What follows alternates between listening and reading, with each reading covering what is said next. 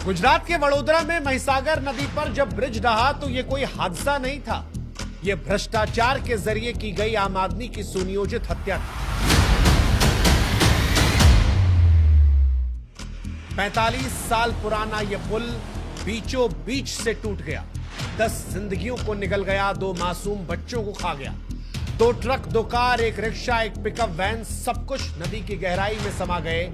लेकिन हर कोई एक दूसरे का मुंह देख रहा है और कोई ये बताने को तैयार नहीं कि साहब इन 10 लोगों की मौत का जिम्मेदार।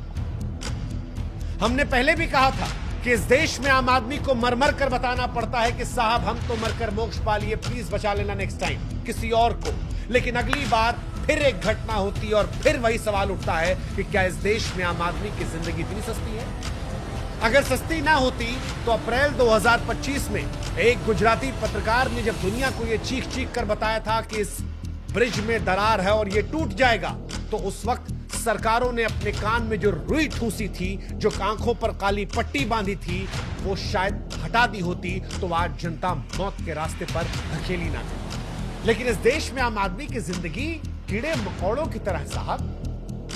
हर बार एक त्रासदी आती है, एक आंकड़ा आता है, एक जांच कमेटी आती है जो कागजों पर दौड़ती है, दोषियों को लेकर कुछ खाना पूर्ति कर जा देती है, कहा जाता है जांच जारी है, और जब तक ये जांच खत्म होती है हम और आप भूल जाते हैं, हम और आप किसी अगली घटना में लग जाते हैं। इस देश में जब कोई पुल टूटता है तो सिर्फ सीमेंट और सरिया नहीं चूर चूर होता।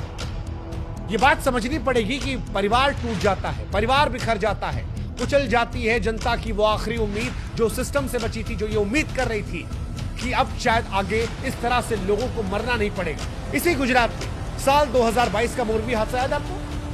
मच्छू नदी पर 143 साल पुराना झूलता पुल जो है वो ढह गया था, 135 लोग मरे थे, 180 घायल हुए थे। उस दौर में भी यही सब तमाशा हुआ।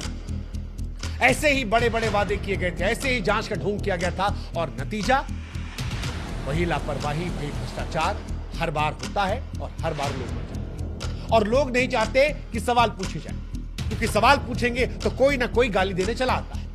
हमारे वाले से मत पूछिए। सवाल यह नहीं है कि ये पुल क्यों टूटा, सवाल यह है कि आखिर ये सिस्टम कब तक टूटता रहेगा, कब तक जनता की जान जो है वो यूं ही भ्रष्टाचार की भेंट चढ़ती रहेगी, और कब तक इस देश की सरकारें अपनी जिम्मेदारी से मुंह फेर लेंगी। याद रखिए, जो एक बार हो उसे हादसा कहते हैं, जो बार बार हो उसे अपराध कहते हैं, और ये अपराध हुआ है।